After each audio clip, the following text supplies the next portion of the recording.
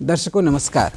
आज के बदलते परिवेश में स्वच्छता एक आवश्यकता हो चुकी है और इसे ध्यान में रखते हुए वर्ष 2020-21 से केंद्र सरकार ने स्वच्छ भारत मिशन ग्रामीण फेज़ 2 आरंभ किया है, जिसमें सूखा और गीला कूड़ा का प्रबंधन मुख्य उद्देश्य है।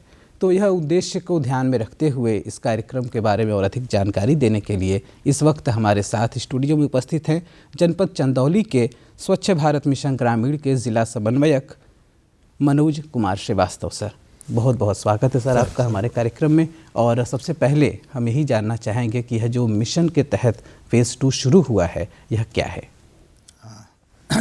आपको बताना चाहेंगे कि स्वच्छ भारत मिशन ग्रामीण फेज़ 2 जो 2020 में शुरू हुआ था जी, उसके पहले थोड़ा सा आपको ले चलना चाहूँगा। फेज़ 1 में जी, जो शुरुआत हमारी 2014 में शुरुआत की गई थी जी, उसमें ओडीएफ पूरे देश को, पूरे प्रदेश को करना था। उसमें हर घर में शौचालय का निर्माण कराया जाना था और शौचालय के निर्माण के साथ साथ उसके प्रयोग पे हम लोगों ने जोर दिया था। जी, ये 2019 तक कार्यक्रम चला। 19 में पूरे देश को, पूरे जनपद को ओडीएफ घोषित किया गया ग्राम पंचायतों द्वारा, जनपद द्वारा। उसके बाद से 2020 में स्वच्छ भारत मिशन ग्रामीण फेज़ 2 की शुरुआत की गई। जी, फेज़ 2 का जो फोकस बिंदु था जी, ये इसमें सॉलिड लिक्विड वेस्ट मैनेजमेंट जी, जी, को कैसे हम लोग गाँव में उतारें, जी, उसके अंतर्गत हम लोग जो है काम कर रहे हैं। जी, उसमें सबसे पहले तो हम लोग उन ग्राम पंचायतों का राजस्व ग्राम वाइज जी, हम लोग कार्य योजना तैयार करते हैं।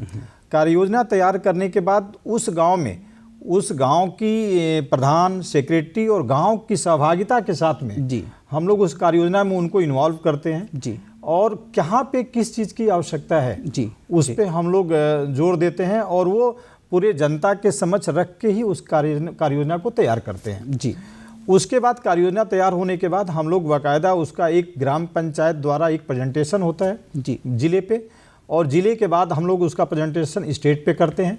वहाँ से अप्रूवल मिलने के बाद हम लोग उस गांव को ओडीएफ मॉडल गांव में ले जाने का प्रयास करते हैं। जी, जो मॉडल करने का जो प्रक्रिया है, मैं उस पर थोड़ा ध्यान आकृष्ट करूँगा जी, कि ग्राम पंचायत को हम मॉडल बाद में करते हैं। पहले हमारी यूनिट है वो राजस्व गाँव है। जी, जैसे मेरे जनपद में चंदौली में कुल 734 ग्राम पंचायतें हैं और 1436 राजस्व गांव हैं। जी, तो जो मॉडल गांव की जो यूनिट है वो है राजस्व गांव। जी, अब उसकी कार्य योजना के अनुसार हम सॉलिड लिक्विड, एक बहुत टफ काम है जो शहरों में दिक्कत कर रहा है, शहरों में करने में कठिनाई आ रही है, उसको हम लोग गाँव में उतारने का एक प्रयास कर रहे हैं। जी, और उसमें सॉलिड वेस्ट को कैसे अलग करते हैं, लिक्विड वेस्ट को कैसे अलग करते हैं, उसको कैसे मुख्य धारा से ग्राम पंचायत के लोगों से जोड़ते हैं, जी। वो हम लोग का एक पार्टिसिपेटरी प्लान चल रहा है। सर, यहाँ मैं आपको जरा सा रोकूंगा। हमारे दर्शकों को ये बताएं कि सॉलिड और लिक्विड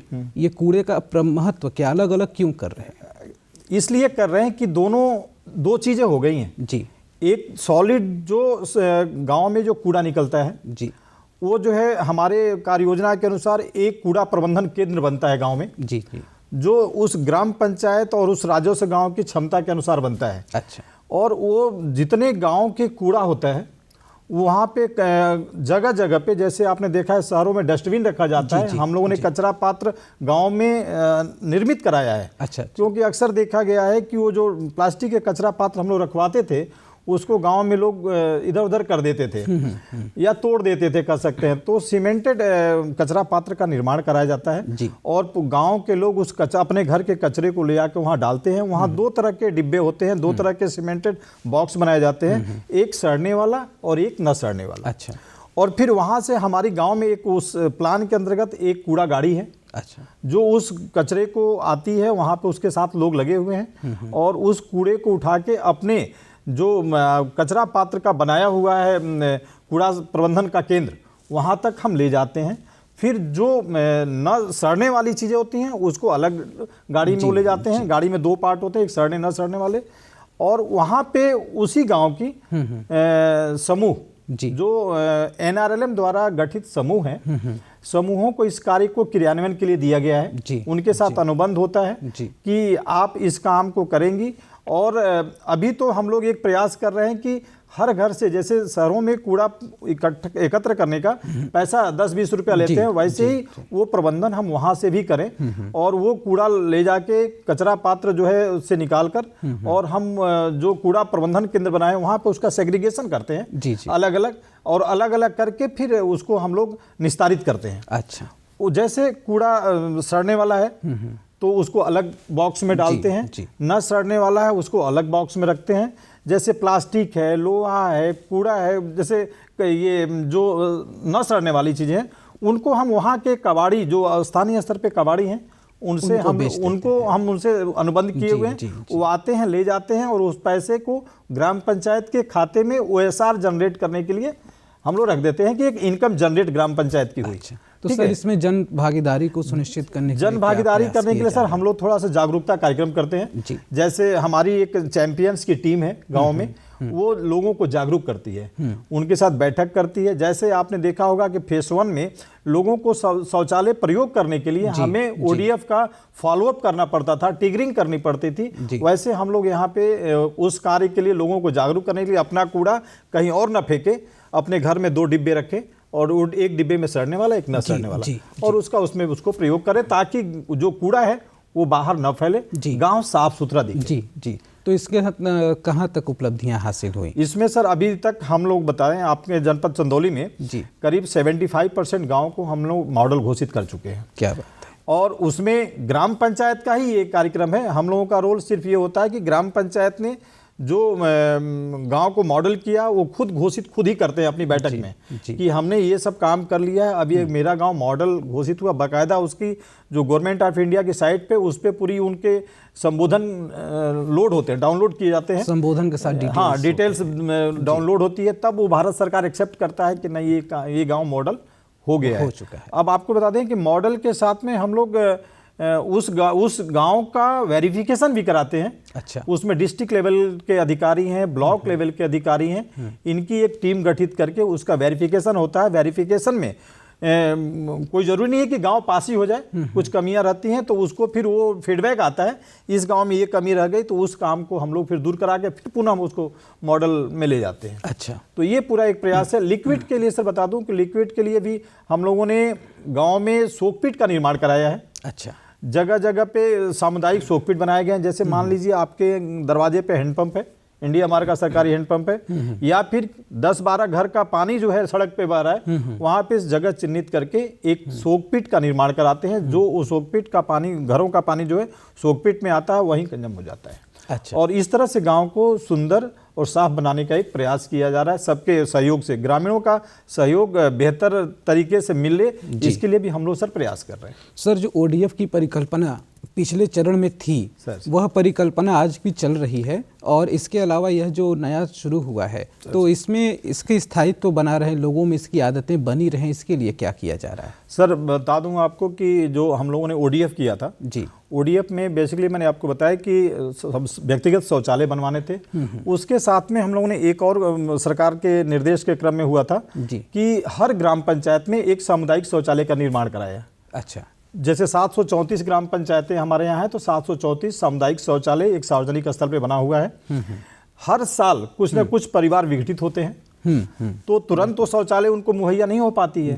तो उस क्रम में हम लोग उनको प्रेरित करते हैं कि गांव में सामुदायिक शौचालय बना है, आप उसका प्रयोग करें, जिससे कि जो स्थिति बनी हुई थी पहले की थी ODF की, वो बरकरार रहे। और फिर उसके बाद से जैसे जैसे समय बीतता है, फिर उस लाभार्थी से हम लोग कहते हैं कि आप ऑनलाइन, अब आपको एक चीज नया बताएं कि भारत सरकार ने ऑनलाइन प्रक्रिया कर दिया है शौचालय के लिए। अच्छा, कि आप खुद ऑनलाइन करिए, और ऑनलाइन करने के बाद आपका वेरिफिकेशन होगा कि ऐसा तो नहीं कि आपने गलत एप्लीकेशन डाला हुआ है शौचालय के लिए, मतलब कि शौचालय के लिए आवेदन, आवेदन करेंगे, और उसके बाद से वो हमारे यहाँ से ब्लॉक से टीम जाती है, उसका सत्यापन करती है कि इस घर में शौचालय वास्तविक नहीं है, पहले से कोई शौचालय नहीं था, ना दिया गया है। उसके बाद से उसको ऑनलाइन ही पेमेंट जाता है 2 किस्तों में। 12,000 कुल उसकी लागत है, जिसको हम लोग प्रोत्साहन धनराशि कहते हैं, और उस प्रोत्साहन राशि को हम लोग 2 किस्तों में देते हैं। 6,000 पहले देते हैं, 6,000 बनने के बाद जब वो भारत सरकार की वेबसाइट पे जियो टैग हो जाता है, तब फिर दूसरी किस्त हम 12,000 देते हैं। वेबसाइट का नाम ddws.nic.in पे वो पूरा प्रोसेस है। उसके आधार पे हम लोग करते हैं। और स्थायित्व के लिए कोशिश हमारे जनपद में एक स्पेशल ड्राइव हम लोग चला रहे हैं सर जी। कि हर ब्लॉक में टीम गठित किया हुआ है जी कि जो ओडीएफ किया था वो बाहर लोग न नहीं जा जाए, रहे हैं जी। उसके लिए हम लोग सुबह शाम फॉलोअप भी करा रहे हैं। अच्छा। और फॉलोअप में गांव के लोगों को एकत्र करके उन्हीं के साथ फॉलोअप किया जाता है। सुबह में जिस समय लोग बाहर जाने का समय होता है या शाम को जिस समय बाहर जाने का प्रयास होता है, उस क्रम में हम लोग फॉलोअप कराते हैं। फॉलोअप करा के उस घर को भी चिन्हित करते हैं, फिर उसको मोबिलाइज करके कोशिश करते हैं कि आप बाहर शौच के लिए ना जाए। वैसे ही ओडीएफ फेज 2 में हम लोग, जैसे आप कूड़ा प्रबंधन की बात कर रहे हैं, तो इसमें समूह को एक्टिवेट किया जा रहा है, उनको ट्रेनिंग दी जा रही है कि आप धीरे धीरे 2-4 महीने में इस प्रोसेस को, जैसे गांव से ही 10 रुपये 20 रुपये जो ग्राम पंचायत निर्धारित करती है, क्योंकि जो सेंटर बना हुआ है कूड़ा प्रबंधन केंद्र का, वो तभी चलेगा जब तक उसके मेंटेनेंस के लिए कुछ आधार ना मिले। तो 10-20 रुपये का प्रावधान करते हुए हर घर से 10 रुपये का लेके उनकी जो खर्चे हैं समूह के, उसी से उसको मिट आउट करने की। अच्छा, तो दर्शकों, जैसा कि आप सभी ने देखा, सर ने हमें बहुत सारी अच्छी बातें बताई, लेकिन कोई भी प्रयास तब तक सफल नहीं होता है जब तक उसमें जन भागीदारी सुनिश्चित न हो। तो हमें भी अपनी जिम्मेदारी को समझना चाहिए, सूखे और गीले कूड़े के महत्व को समझना चाहिए, और जहाँ तक संभव हो सके उसे अपने गाँव के उस पात्र में ही फेंके जहाँ पर सर ने बताया। तो मनोज जी, आप हमारे यहाँ आए, हमें इतनी अच्छी जानकारी दी, इसके लिए आपका बहुत बहुत धन्यवाद। आप सभी को धन्यवाद।